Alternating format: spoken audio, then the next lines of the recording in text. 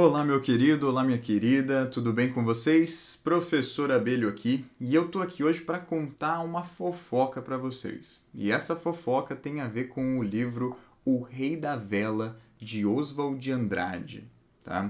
Se você não leu, se você já leu, independente da sua situação, tenho certeza que o que eu contar aqui vai contribuir com a sua leitura, já realizada ou ainda não realizada, tá? É uma pequena fofoca aqui das muitas que existem sobre a vida do Oswald de Andrade que ajudou ele a escrever esse livro, certo? Então, se você ficou curioso, quer saber um pouquinho mais sobre essa obra, vem comigo nesse vídeo para saber mais.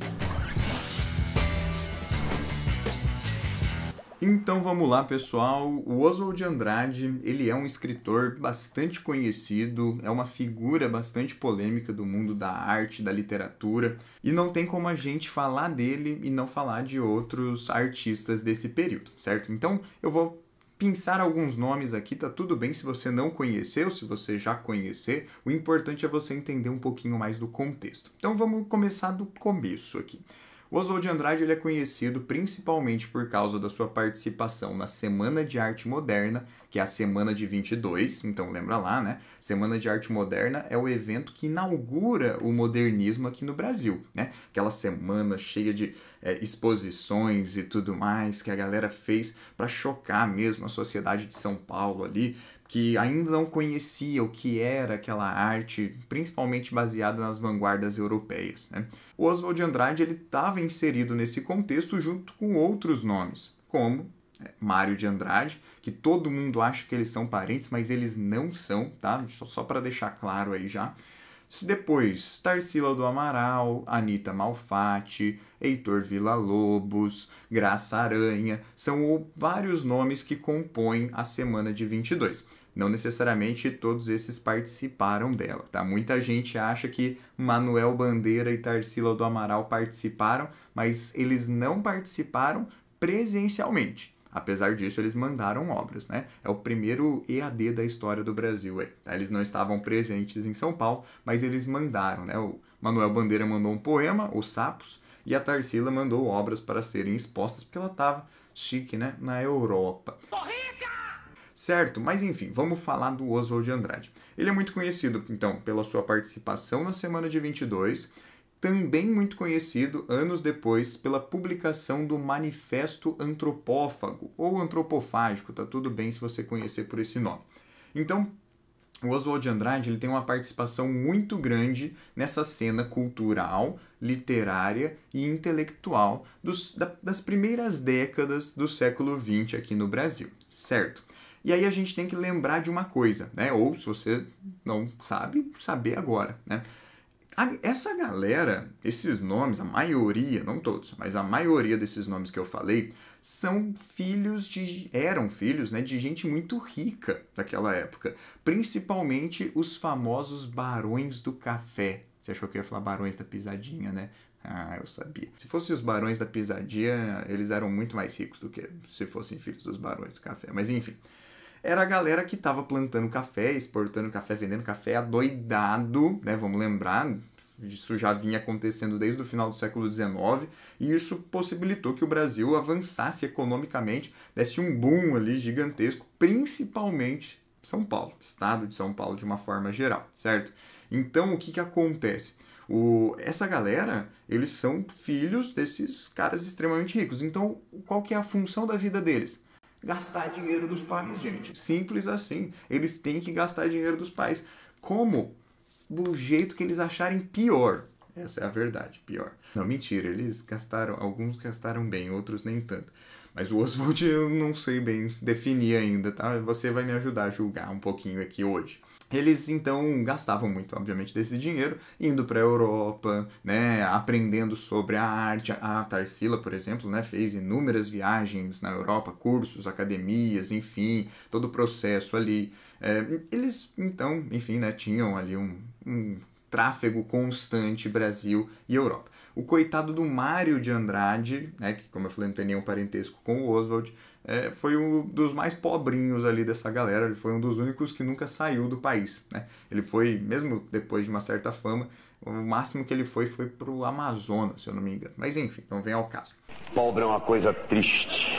Então, o Oswald de Andrade ele está inserido nesse contexto. Ele vinha já de uma família poderosa, que tinha bastante dinheiro. E ele era ali unha e carne, eu adoro essa expressão, unha e carne.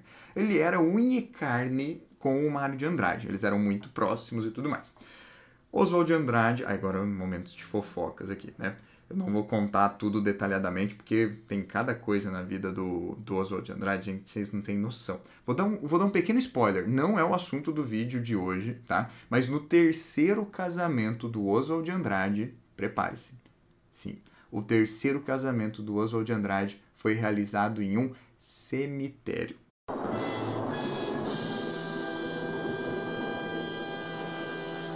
Sim, ele quis chocar a sociedade. E conseguiu, porque saiu em todos os jornais da época, foi todo falado e tudo mais. Diferenciado, no mínimo, né? Diria. Mas, enfim, não é do terceiro casamento que eu vou falar dele aqui, não. Na verdade, ele teve esse primeiro casamento, foi lá, não deu, não rolou, teve um filho nesse casamento, e aí ele começou a se relacionar com alguém do círculo dele ali, né? Na verdade, alguém. Pensa assim, o Oswald de Andrade, ele tinha muito amor para dar, essa é a verdade. E aí isso fez então com que ele começasse a se relacionar principalmente com a Tarsila do Amaral, tá? Esse relacionamento tem muitas camadas também, tem uma relação aí que se você não sabe, eu não vou falar nesse vídeo, vou deixar você curioso. Que deselegante! Né? Se você quiser saber essa fofoca, que é muito legal também, comenta aqui embaixo falando, quero saber sobre o Abapuru. Vamos ver, quero ver se vai ter gente comentando mesmo. Então, mas eu vou explicar porque o Oswald de Andrade ele tem uma relação aí com a Tarsila do Amaral fazer o Abapuru, mas não vou falar mais nada, certo? Enfim, ou você pesquisa aí na internet ou você comenta aqui embaixo que eu faço um vídeo falando sobre isso. Deixei e saí correndo. Mas enfim, os dois começam a se relacionar, eles começam a namorar, depois eles vão ficar noivos, enfim, vão realizar, vai ser o segundo casamento do Oswald. Mas, pouco tempo depois desse casamento, se não me engano, 1 ano mais ou menos, o bonito aqui, o Oswald de Andrade, ele já vinha traindo a Tarsila, né, coitada, já era corna, já, né, ou não sei se eu posso falar isso, já era, né, enfim, vocês entenderam. E aí, o que acontece? Ele já vinha traindo ela, o relacionamento não estava aquela beleza, e aparentemente o Oswald de Andrade também não estava muito bem com os amigos, né, a relação entre ele e o Mário de Andrade não estava muito legal. Na verdade, eu fico bem me questionando aqui sobre como que era essa relação. Eu acho que o Mário de Andrade aguentava muita coisa, viu? Por quê? Claramente, pelo que a gente sabe, o Mário de Andrade ou ele era gay ou ele era bi. Um dos dois. E o Oswald de Andrade, a gente também vai saber, principalmente por causa desse livro aqui, a gente vai saber que o Oswald de Andrade ele era um tanto quanto preconceituoso, né? Bastante homofóbico, inclusive.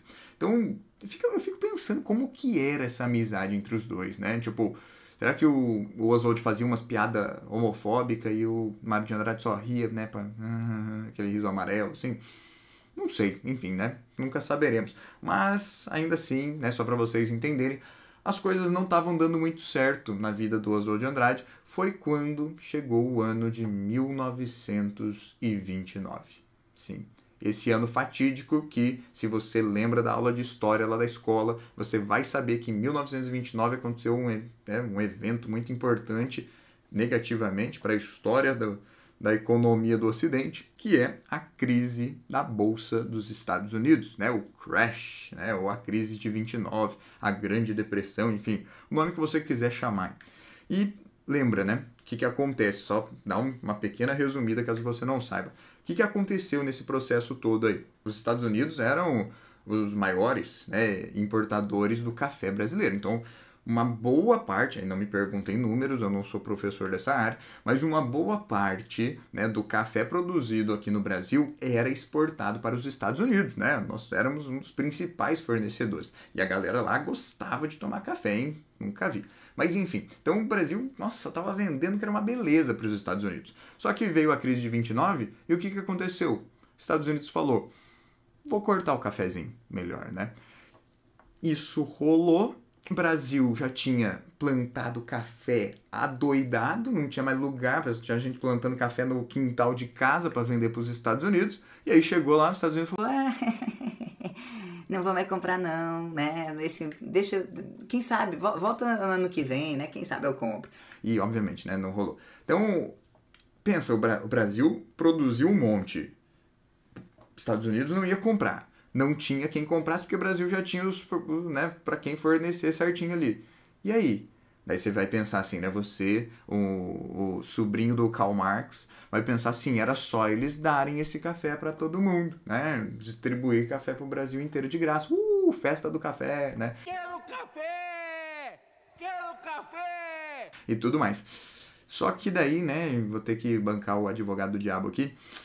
Se eles fizessem isso, não haveria um retorno financeiro, porque todo mundo ia ter café, né? Ia ter ganhado café, e aí ninguém ia precisar comprar café. Então, resumindo, a crise ainda seria maior. Então, qual que foi a única... Eu não sei, eu não sou economista, eu não sou agrônomo, eu não sou fazendeiro, né? Inclusive, vocês já perceberam, eu sou pobre.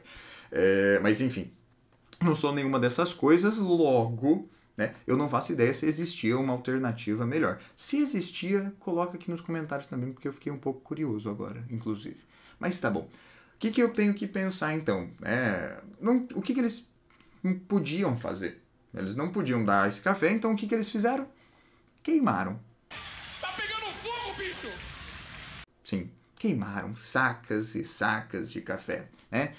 Imagina o cheirinho gostoso, porque café queimado tem um cheirinho gostoso, né? Eu acho. Só eu gosto, talvez. Enfim. Mas queimaram todo esse café, né? Foi aquele escarcéu, aquela loucura. E, obviamente, né? Por mais que, ainda assim, essa queima das sacas de café fosse uma estratégia aí para a crise não ser tão feia, obviamente que a crise afetou os brasileiros, né? Principalmente a galera que já não tinha tanta margem ali de controle financeiro, né? Então, muita gente começou a quebrar. Muitas famílias começaram a quebrar. E adivinha? Sim. Você tá entendendo, certo? A família desse cara aqui, ó, deu ruim, né? Eles quebraram e o Oswald de Andrade, que já tava numa relação ruim com a Tarsila, se separa dela pra ficar com o terceiro casamento dele, que foi lá no cemitério, mas eu não vou dar spoiler. Com a moça que ele já tava ficando, fazia 1 ano já, inclusive, né? Então ele já tava ficando enquanto tava com a Tarsila. Falei, né? O Oswald, muito amor pra dar, né? Até demais. E então ele se separa da Tarsila e ele rompe toda a sociedade artística, literária, enfim, dele com o Mário de Andrade. Resumindo a ópera toda aqui, não vai rolar para os dois, né? E o Oswald de Andrade ele vai ficar numa situação muito ruim, porque ele tá sem amigos, ele tá sem, né, tem ali a nova namorada dele, mas ainda assim ele tá com poucas bases. E ele ainda tem que resolver, ou tentar, né, pelo menos ajudar a resolver essa questão da família. E isso faz com que ele comece a buscar dinheiro de formas diferenciadas. Não, calma, ele não roubou um banco, se é isso que você está pensando. Mas sim, ele procurou agiotas, né? Ele precisou emprestar dinheiro. Enfim, pensa, uma família que vive num modelo de vida extremamente abastado ali do dia para a noite, né? Obviamente que não foi do dia para a noite, mas num período bastante curto ali, tudo muda, né? E obviamente que eles precisaram, né? Eles precisaram buscar outras formas de sobrevivência e isso envolveu emprestar dinheiro de agiota, né? Envolveu todo o processo de cobrança. Não sei se teve alguém aí com a perna quebrada, né? Ou, enfim, umas ameaças pelo menos. Mas enfim, ele teve que passar por todo esse processo, tá? E aí, vamos lembrar, né? A crise aconteceu em 29, então o Brasil ele foi sentindo, né? A partir de 29 todo esse processo. Assim como nos Estados Unidos, teve gente que se matou, teve gente que, né, enfim, por causa da crise, o Brasil, não na mesma intensidade que nos Estados Unidos, mas o Brasil ainda assim também sofreu, também teve casos assim e tudo mais. E aí você deve estar se perguntando, tá, mas o que isso tem a ver com o Rei da Vela? Tem tudo a ver com o Rei da Vela, gente. Por quê? O Rei da Vela é uma peça teatral, só para você contextualizar, não vou contar a história aqui, não é o objetivo desse vídeo, tá? Mas o Rei da Vela é uma peça teatral que apresenta a história de um sujeito chamado Abelardo, né? Que é, inclusive, o Rei da Vela. Tem 2 Abelardos na obra, gente, é o Abelardo I, o Abelardo II, tá? Mas ainda assim, o Abelardo I, ele é o rei da vela e ele é dono de uma firma de agiotagem, né? Na verdade, os dois ali, Abelardo, são o nome da firma de uma forma extremamente criativa, é Abelardo e Abelardo. Mas enfim, não é esse o foco. Ou melhor, é esse o foco, né? Eu tô falando do livro, enfim, é esse o foco. Mas ainda assim, só quero que vocês entendam então que elementos da vida, e aí muita gente vem e me pergunta assim, professor, eu preciso saber mesmo da vida do autor para entender o livro? Muitas vezes não, mas muitas vezes sim, né? Ah, não, mas eu não vou entender, então se eu ler o livro e não souber da vida dele, talvez você entenda, mas não é legal você saber que o cara criou esse livro relacionado à vivência que ele teve? Pô, eu acho isso massa demais. Mas enfim, opiniões, mas eu acredito que se você está aqui até agora nesse vídeo, você também concorda comigo. É nóis. Então, o Oswald ele vai escrever essa peça exatamente para fazer uma demonstração. Né? Vou falar pouco da peça aqui, mas só para vocês entenderem. Uma demonstração do quê? Ele está demonstrando que existe uma ascensão burguesa que é representada pelo Abelardo aqui como agiota, que é, obviamente, esse momento da crise, é o momento que esses agiotas, que essa galera enriquecendo ilicitamente, foguete não tem ré para eles. Né? E os caras estavam ganhando muito dinheiro com esses empréstimos e eles cobravam juros abusivos. Por quê?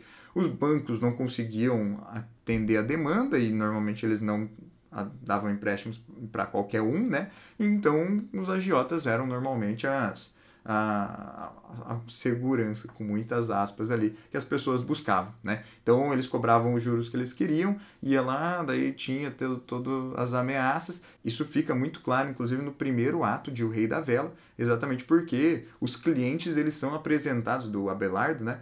Os clientes são apresentados em uma jaula, né? E aí eles vão sendo soltos ali, conforme eles vão conversar com o Abelardo, mas o Abelardo ele não tem muita dó, não. Ele não tem muita pena, não. Na verdade, não pagou, aí o cara tá lá argumentando assim, né?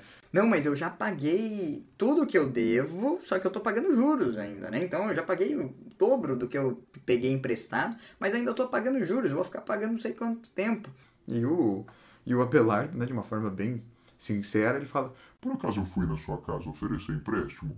Não fui, né? Você que veio até aqui para pegar o empréstimo, então você que lute. Né? Não falou desse jeito, mas vocês entenderam. Então, e manda matar o cara. Fala, aí, executa esse aí. Executar aqui tem um duplo sentido, tá? Só para deixar claro. Por quê? Executar pode ser executar a dívida, que é, né, saldar a dívida. Mas eu não acho que o Abelardo seja tão misericordioso assim, não. Então, o executar eu acho que é bem mais provável, na verdade. Enfim, gente, eu queria contar essa fofoca, porque vocês sabem, né? Literatura, fofoca, pra mim, tudo junto. E eu queria contar um pouquinho dessa fofoca, principalmente se você não conhecia esse livro, né? Se você não conhecia essa peça teatral, tem inúmeras histórias envolvendo não só o Oswald de Andrade, mas também essa peça. Essa peça ela foi escrita em 1933, publicada em 1937, e ela só foi encenada 30 anos depois. Ninguém encenou essa peça em 30 anos. Vocês sabem por quê? Não vou contar aqui, não. Sou meio sádico, né? Eu acho. Mas enfim, tá tudo bem. Fica para um outro vídeo. Se você quiser, já sabe. Coloca no comentário aí. Quero saber por que só foi encenado 30 anos depois. Pode até pesquisar na internet, mas aqui vai ser mais completo, eu prometo. Já fiz um merchan já. Enfim, pessoas, eu queria contar essa fofoca da história da vida do Oswald de Andrade. Eu queria apresentar um pouquinho para vocês o livro O Rei da Vela, e eu acho que eu consegui fazer isso. Se ficou alguma dúvida, se ficou alguma questão, coloca aí nos comentários, manda aí o que você tiver no seu coração. E se você não está inscrito aqui ainda, por favor, se inscreva. Curte esse vídeo que ajuda demais, compartilha com o cachorro, o papagaio, a tia, manda no grupo do WhatsApp da família, né? Enfim, para eles verem a fofoca também, porque fofoca é universal, todo mundo gosta. Enfim, eu fico por aqui e a gente se vê no próximo vídeo. Tchau, tchau.